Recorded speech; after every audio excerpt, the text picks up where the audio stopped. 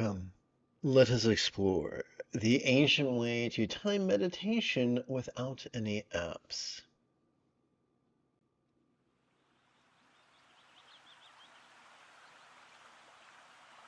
Together, let us relaxingly recite.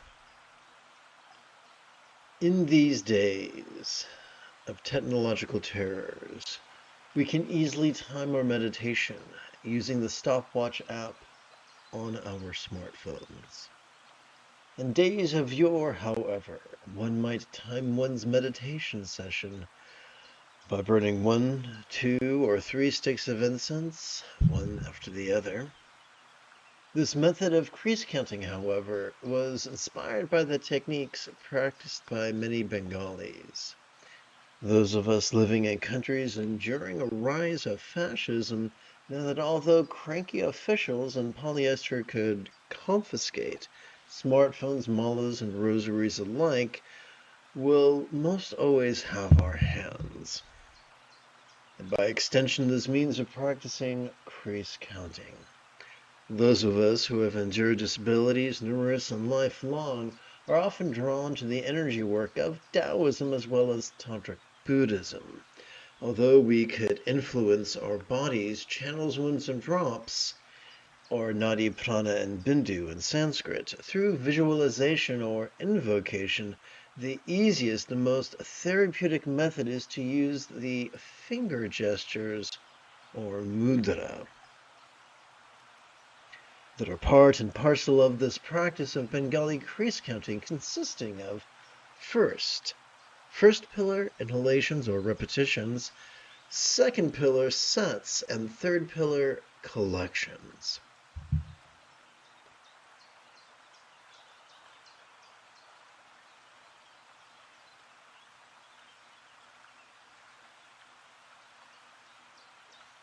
Beginning with the first pillar, over the span of 12 inhalations, we could touch the tip of our right thumb to the lowest, middling, and uppermost set of creases upon its little finger. We could then count likewise upon its ring, middle, and then index fingers. Continuing with the second pillar, we could count sets, tracking the 12 inhalations accumulated upon our right hand with our left thumb. To count 4 sets, we could touch the tip of our left thumb to the lowest set of creases upon the little ring, middle, and index fingers of our left hand.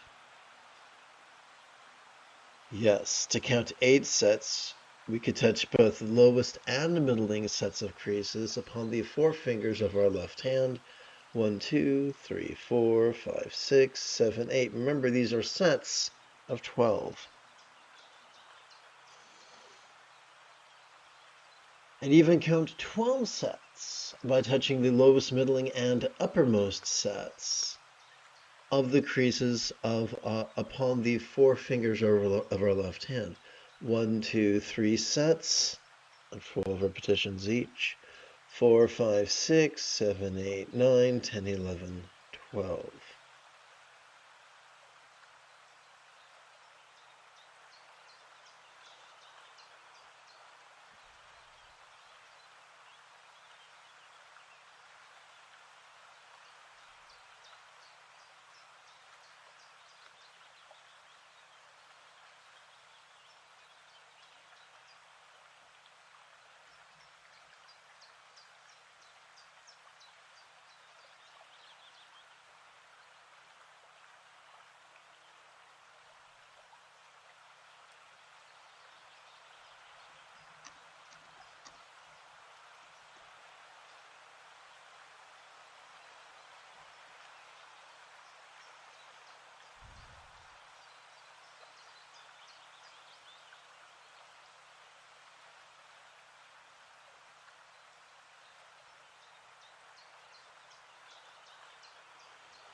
Finishing with the third pillar, we could gather 5 collections of our left hands 4, 8, or 12 sets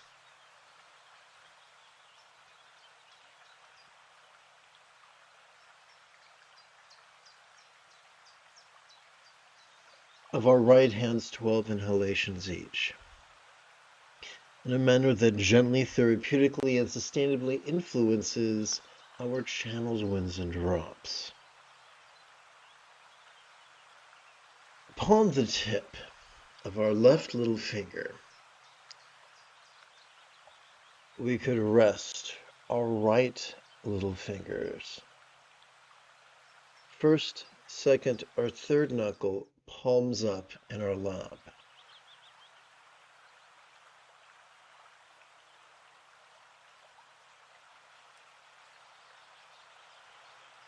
Doing so could gently invite our real or imagined subtle energies to automatically coalesce at the bladder region of our lower abdomen. Upon the tip of our left ring finger, we could rest our right ring fingers first, second, or third knuckle, palms up in our lap. Doing so could gently invite our real or imagined subtle energies to automatically coalesce at the navel region of our mid-abdomen.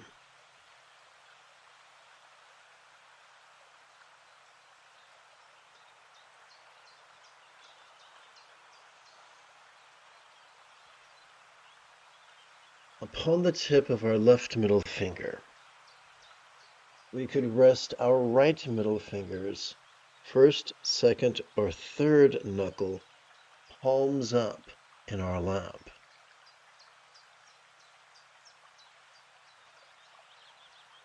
Doing so could gently invite our real or imagined subtle energies to automatically coalesce at the heart region of our chest.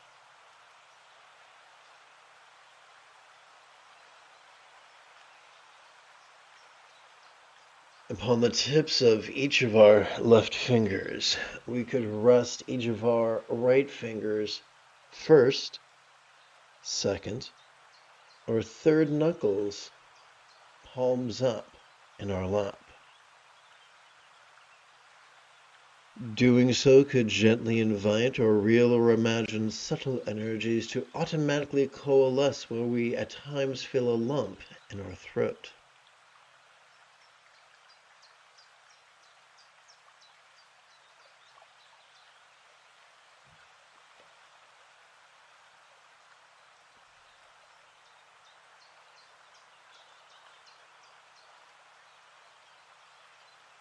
This is my personal favorite. This is the one I stick with 9 times out of 10.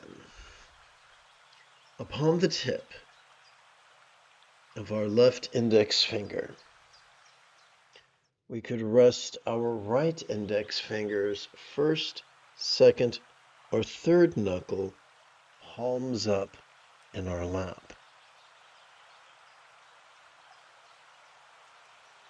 Doing so could gently invite our real or imagined subtle energies to automatically coalesce at the crown region of our head.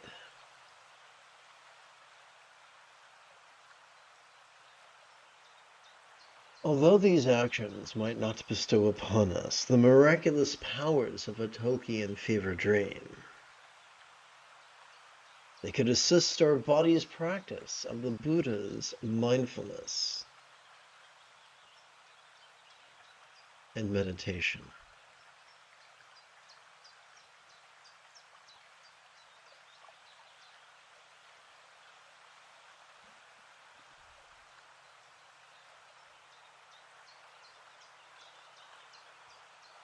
Having completed our opening lesson, it's time for us to shift gears. It is Ahsoka Tano Thursday morning. Come, let us meditate like a Jedi after approximately 30 seconds of housekeeping. This is the Dzogchen Sendi Lama Jigme Gyatso of the Buddha Joy Meditation School. For more than 30 years, I have harnessed my autistic special interest as well as my ADHD hyperfocus to spend about 8 hours a day, almost every day, studying, practicing, mastering, and reverse engineering the teachings and techniques of each school of meditation so that I could become your personal, nerdy, neurodivergent guide to nirvana. Welcome, my friends, to meditate like a Jedi, which is made possible due to the generosity of viewers just like you. For the remainder of this morning's live stream, let's play with the latest iteration of very easy meditation practice text, or sadhana, if you're nasty.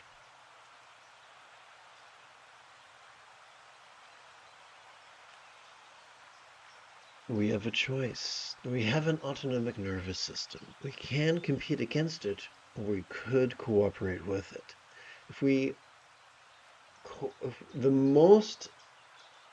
The typical way we compete against our sympathetic and parasympathetic nervous systems is by actively focusing and actively analyzing. Doing so can overwork our prefrontal cortex and trigger our amygdala, the seat of the anxiety and aggression that can really muck up our lives. Fortunately, neither the amygdala nor the prefrontal cortex constitute the entirety of our central nervous system. Case in point, every time we inhale, we are wired to automatically access our sympathetic nervous system ensconced within the middle third of our spinal cord. This bad boy has evolved to help us to notice vulnerably, passively, viscerally, randomly, and fleetingly, which is the opposite of concentration. We have evolved to notice sights, sounds, sensations, flavors, scents, and the like, including emotions, intentions, thoughts, memories, and imaginings. We have evolved to perceive all manner of things, from the external to the internal, from the physical to the mental, from the pleasurable to the painful, from the interesting to the boring, from the glorious to the grotesque. What then are we to do with that which we notice? Simple. Every time we exhale, whether we know it or not, we have evolved to automatically access our parasympathetic nervous system, divided between the lower third and the upper third of that same spinal cord. This parasympathetic nervous system has evolved to support our physical relaxation and mental release to such a degree that that which we noticed during our previous inhalation could fleetingly feel less stressful, less permanent, and less defining.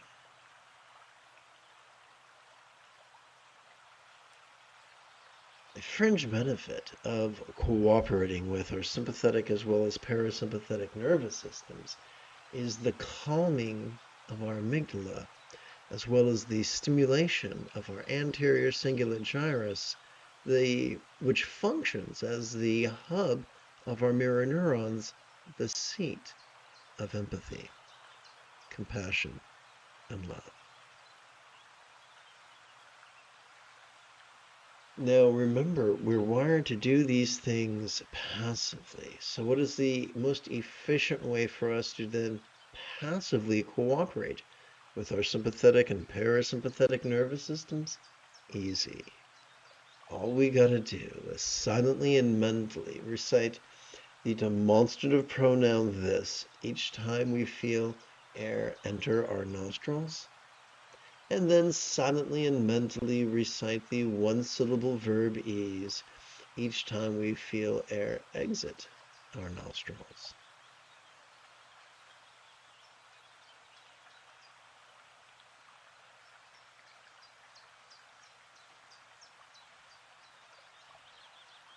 The moment you have a specific question about Buddhist meditation or philosophy, do not hesitate to type your question in great detail in the chat window, for I tend to check for questions every 15 minutes or so. So let us sit as comfortably and sustainably as we can and practice.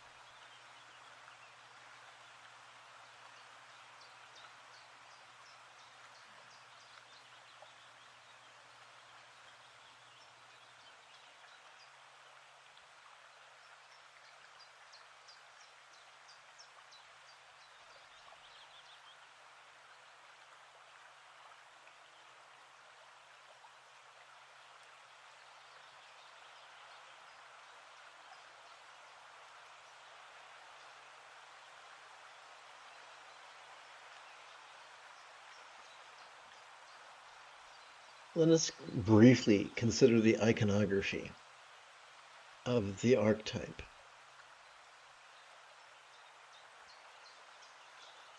The nudity of the gown, the color of a cumulus cloud, is reminiscent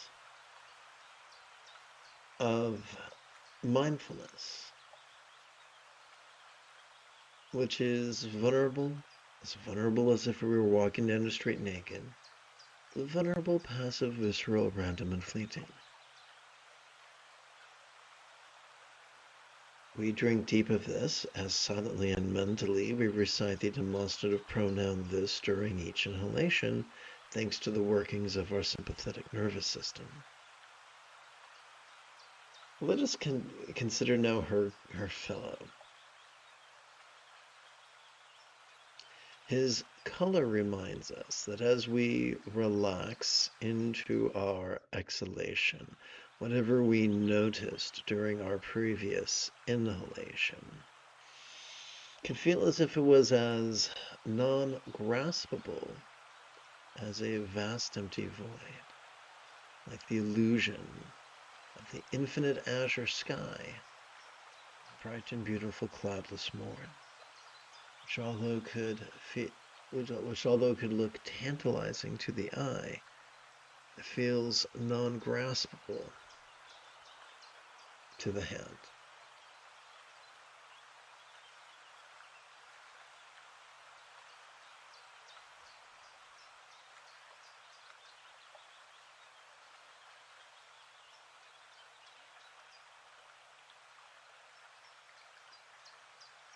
The beauty of this couple reminds us that the highest love is spontaneous, uncontrived, and the fringe benefit of training in mindfulness and meditation for at least 5 minutes or so every 12 hours.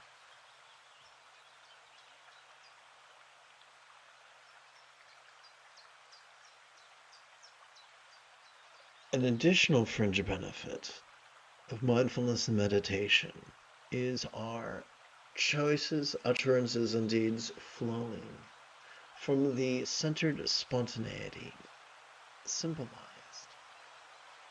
by this fellow's, by the stability with which he sits, reminding us of centeredness, and the abandon with which she sports, reminding us of spontaneity. The moment you have a specific question about Buddhist philosophy or meditation, do not hesitate to type your question in great detail in the chat window, for I tend to check for questions once every 15 minutes or so.